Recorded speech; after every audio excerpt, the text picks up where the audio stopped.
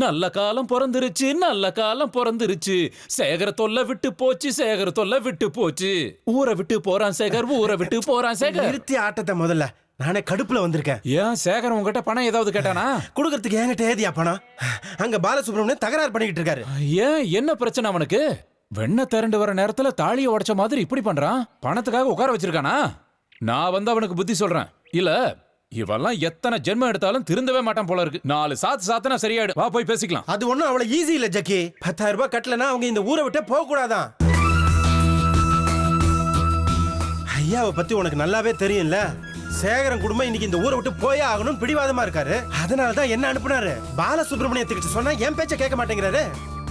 அவனுக்கு எதுக்கு தேவையில்லாத தலைவலி? இப்ப என்ன பண்றது? சேகரம் ஒருவேளை இந்த ஊர்லயே இருந்துட்டான், அப்புறம் நீ எதுக்கே அந்த ஊர்ல இருக்கேன்னு ஐயா என்னெல்ல கேள்வி கேட்பாரு. நீ என்ன பண்றடா? பாலசுப்ரமணியத்தை சைடுல கூப்பிட்டு எல்லா விஷயத்தையும் புரிய வையே. ஐயோ, அந்த ஆள் ஒரு சரியான சிடுமுஞ்சி. யாரு பேச்சையும் கேட்க மாட்டானே. ஒரு வேலை பண்ணு. இந்த விஷயத்த நீயே போய் ஐயா கிட்ட சொல்லிரு. அவருதான் அவனுக்கு சரி. சொல்றதுதான் சரி.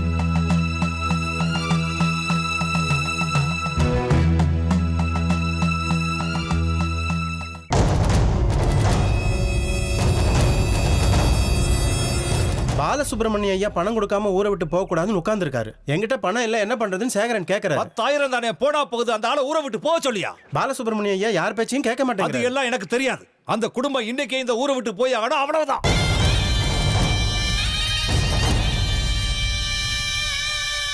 ஏதாவது சொல்ல வேண்டியது தானே.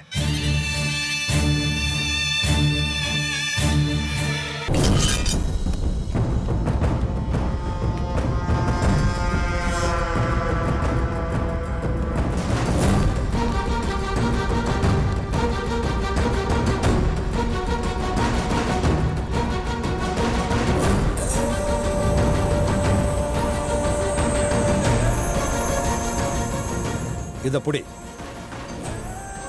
பாலசுப்ரமணிய முகத்துல விட்டறிஞ்சு இத்தோட சேகரன் கணக்கு முடிஞ்சதுன்னு சொல்லு.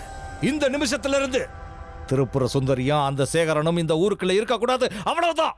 போ.